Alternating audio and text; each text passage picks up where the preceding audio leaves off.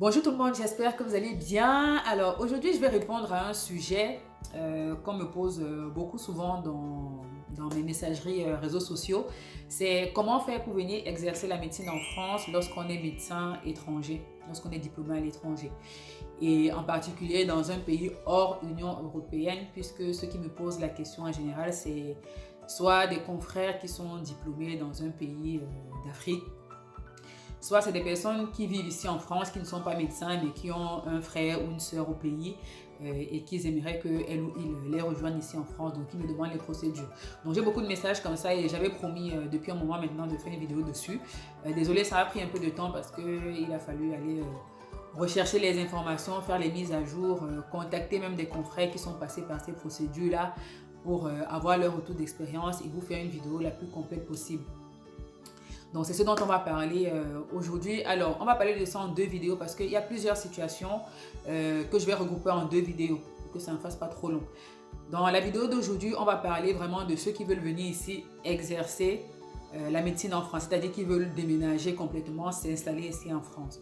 Donc, ceux-là, ils vont devoir faire la procédure d'autorisation d'exercice, c'est-à-dire qu'en fait, ils sont déjà diplômés dans leur pays d'origine et ils veulent venir continuer à faire leur métier ici, leur spécialisation, parce que je précise aussi, très important, qu'en France, il n'y a que des spécialisations. C'est-à-dire que même la médecine générale, c'est une spécialisation à part entière. Donc, vous pouvez très bien être généraliste au pays et venir ici faire votre médecine générale. Il y a beaucoup de personnes qui pensent qu'on vient en Europe seulement pour faire la spécialisation. Non, vous pouvez être très bien généraliste ou autre gynéco, cardio, etc. Vous êtes déjà diplômé et vous venez ici pour exercer. C'est ce dont on va parler aujourd'hui, la procédure d'autorisation d'exercice. Et puis dans la prochaine vidéo, c'est les autres cas de spécialisation. C'est-à-dire que peut-être que vous êtes médecin généraliste et vous voulez faire une spécialisation d'organes, donc pédiatrie, cardio, etc. Ou alors peut-être vous êtes déjà en cours de spécialisation et vous voulez venir terminer votre cursus ici. Ou alors peut-être vous êtes même déjà spécialiste et vous voulez faire une sous-spécialisation. Vous êtes par exemple neurologue et vous voulez venir vous spécialiser en syndrome épileptique par exemple. Donc tous les cas de spécialisation là, on les verra dans la prochaine vidéo. Sachant que la différence entre ces deux vidéos là, c'est vraiment que si vous voulez choisir une des deux procédures, il faut vraiment savoir quel est votre projet de vie. Parce que si vous voulez vous installer en France, il n'y a que la procédure d'autorisation d'exercice qui pourra vous permettre d'exercer en France. Dans tous les cas de spécialisation, le contrat, c'est que vous venez, vous vous spécialisez et vous rentrez dans votre pays. La spécialisation, le diplôme français qu'on va vous délivrer ne vous donne absolument pas le droit d'exercer en France. Donc, c'est important de savoir déjà quels sont les objectifs avant de vous lancer dans une procédure. Donc, si vraiment votre intention, c'est de vous spécialiser et de rentrer au pays, ça, c'est une chose. Mais si vous avez l'intention de rester, chacun a ses objectifs dans la vie. Je préfère vous préciser. Donc aujourd'hui, on va parler donc de la procédure d'autorisation d'exercice. C'est une procédure qui a 3 étapes. La première étape, les 3 étapes, on va les détailler. La première étape, c'est l'épreuve de vérification des connaissances. La deuxième étape, c'est la phase de consolidation qui correspond au stage hospitalier. Et la troisième étape, c'est le passage en commission d'autorisation d'exercice. On va les détailler.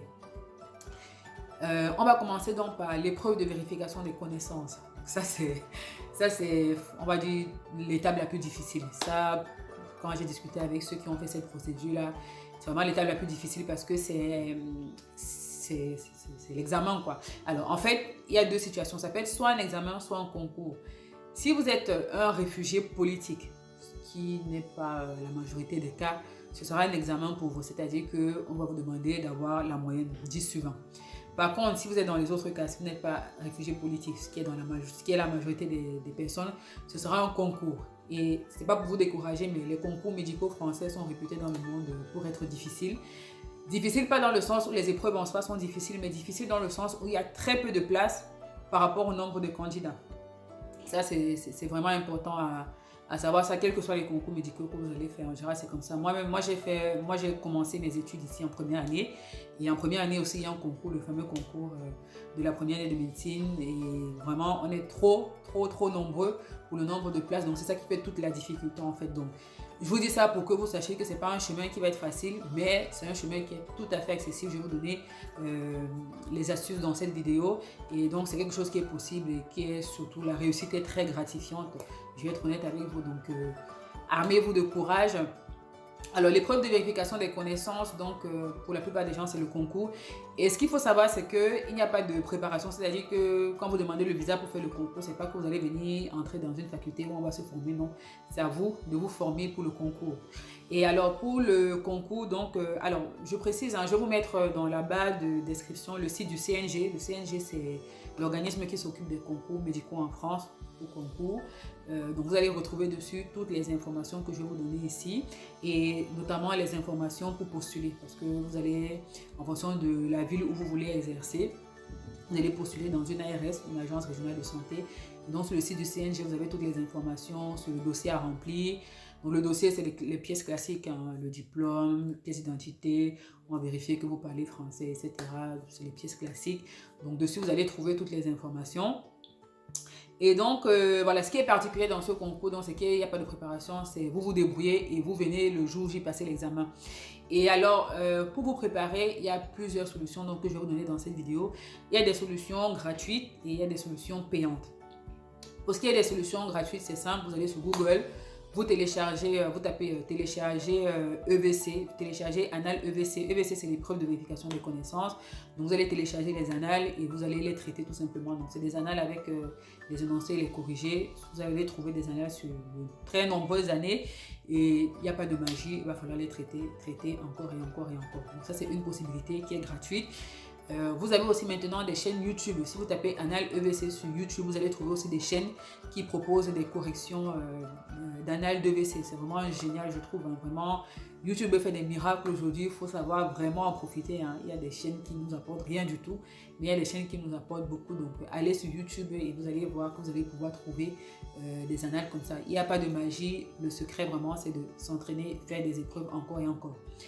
Maintenant, dans les solutions payantes, il y a des organismes privés qui ont fait de ça leur business vraiment. Vous avez on les appelle ici les prépas, qui font donc de l'accompagnement, de la préparation des concours médicaux. Et il y en a qui sont vraiment spécialisés pour les concours médicaux étrangers. Vous avez par exemple le Major ECN et puis vous avez aussi une autre prépa, une conférence que je ne connaissais pas. La plus connue c'est Major ECN. Et il y a aussi une autre qui s'appelle Conférence PADHUE, P-A-D-H-U-E. Et je suis allée sur leur site et j'ai vu qu'ils sont spécialisés aussi dans la préparation des concours étrangers, donc soit dans le cadre de l'épreuve de vérification des connaissances, mais dans le cadre des autres concours aussi qu'on va voir dans la prochaine vidéo. Donc voilà, ça c'est des trucs qui sont payants que vous pouvez aussi utiliser. Personnellement, je connais 2 personnes qui ont eu leur concours juste en travaillant les annales, qui n'ont pas payé, donc tout est possible. Le secret vraiment c'est le travail. Donc concernant l'épreuve de vérification des connaissances, donc oui, comme je disais, c'est un concours et la difficulté de ce concours, c'est vraiment le nombre de places disponibles. Il y a très peu de places disponibles par rapport au nombre de candidats. Alors, par ailleurs, si je dois vous donner un conseil aujourd'hui, c'est vraiment que c'est le moment de se lancer parce que là, avec la crise Covid a créé beaucoup de besoins et donc les places disponibles ont vraiment augmenté, ont quasiment doublé cette année. Parce qu'il y a du besoin, il y a beaucoup de médecins qui sont décédés, qui ont précipité leur retraite par exemple, etc. Donc en ce moment la France a besoin de médecins, donc les postes ont été ouverts davantage.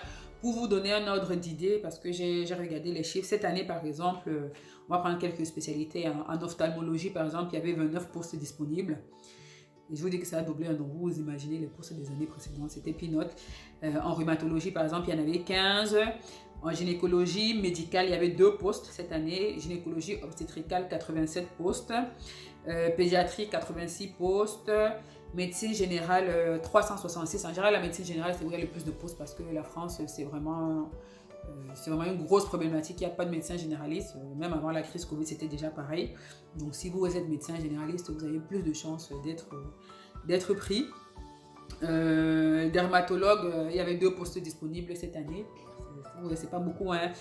Sachant que, alors j'ai pas réussi à trouver combien de candidats il y avait cette année. Le seul chiffre que j'ai trouvé c'était en 2018, il y avait 7000 candidats.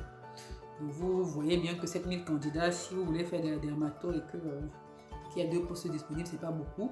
Et en général, plus les années avancent, plus il y a de candidats. Donc c'est vraiment toute la difficulté de ce concours. Mais il y a bien des gens qui réussissent et que c'est possible. Alors il faut savoir que beaucoup de gens ne réussissent pas du premier coup. vraiment, et si ça vous arrive, vous ne devez pas baisser les bras. Moi-même qui ai fait le cursus normal, mon concours de la première année de médecine, je l'avais raté la première fois comme beaucoup de personnes. Vous avez le droit de passer l'EVC 4 fois.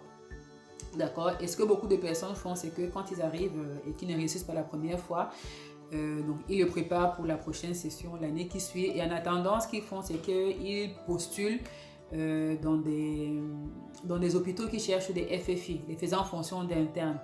En fait, ce qu'il faut savoir, c'est que dans le cursus normal, pour les gens qui ont commencé la médecine ici, à la fin de la 6e année, il y a un concours qu'on appelle le concours de l'internat qui donne accès à l'internat, donc vous êtes interne. Et donc, ce concours-là, en fait, c'est un concours, mais en fait, c'est pas vraiment un concours parce que le but, c'est juste de classer les gens. Parce que, par exemple, cette année, on va dire qu'à Paris, on a besoin de 10 ophtalmologues. Donc, parmi tous les étudiants en médecine qui se sont formés à l'université, il y a plus de 10 personnes qui veulent être ophtalmologues à Paris, par exemple. Donc, il faut bien qu'on fasse un choix. Donc, le concours de l'internat, là, donc, vise à distribuer les postes, en fait, pour faire simple.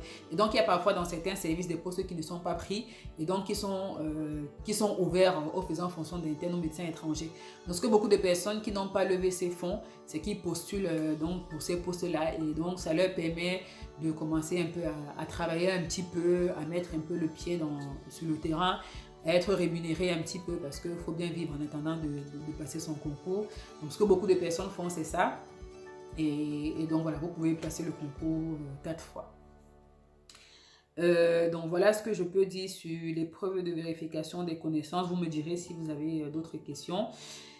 Une fois que vous avez passé cette épreuve de vérification de connaissances, vous faites la fiesta parce que c'est juste génial de réussir ce concours. Et ensuite, vous allez passer à la deuxième étape donc, de consolidation qui est l'étape des stages hospitaliers et qui dure minimum 3 ans. Donc, pendant ces 3 ans-là, vous avez un statut de médecin, praticien attaché au sein de l'hôpital. Donc, vous allez faire des stages hospitaliers en fait dans la spécialité que vous aurez choisi, votre spécialité. Et donc, voilà, le but, c'est de vous former, d'acquérir l'expérience, de voir comment les choses se passent, etc. Donc, minimum 3 ans. Et ensuite, vous allez, une fois que vous avez fait ces 3 ans-là, vous passez à la troisième étape qui est l'épreuve de vérification de connaissances. La troisième étape, c'est donc le passage en commission d'autorisation d'exercice. Donc, vous allez envoyer votre dossier à une commission d'autorisation d'exercice qui va examiner votre dossier, vérifier que vous avez rempli toutes les conditions, que vous avez bien fait les stages dans les services qui vous concernent, que vous avez des bonnes recommandations de vos médecins, vos collègues avec qui vous avez travaillé, etc. Donc cette vérification-là, ça peut prendre plusieurs mois et il y en a pour qui ça passe crème, il y en a, on va leur dire, bon, il faut encore faire tel stage dans tel milieu, etc. Donc voilà, c'est une commission d'autorisation d'exercice, quoi. Donc elle a pour but de vérifier que vous avez vraiment rempli les conditions. Et donc, une fois que vous avez les conditions, vous avez l'autorisation d'exercice et vous pouvez exercer en France. Donc, voilà pour cette première partie. Je vérifie que je n'ai rien oublié. Je pense que non. Si vous avez des questions, n'hésitez pas à me les poser dans les commentaires. J'y répondrai avec plaisir. S'il y a des médecins qui m'écoutent et qui sont passés par cette procédure et que vous voyez que j'ai oublié certaines choses, n'hésitez pas à les rajouter en commentaire, n'hésitez pas à contribuer comme ça à l'édification de la communauté. Dans la prochaine vidéo, donc, on va parler de ceux qui veulent venir faire la spécialisation, comme je l'ai dit. Donc, on va parler du concours de l'internat à titre étranger, on va parler du diplôme de formation médicale spécialisée. Donc voilà, donc n'hésitez pas à partager la vidéo et je vous donne rendez-vous la semaine prochaine. D'ici là, prenez bien soin de vous. À votre santé.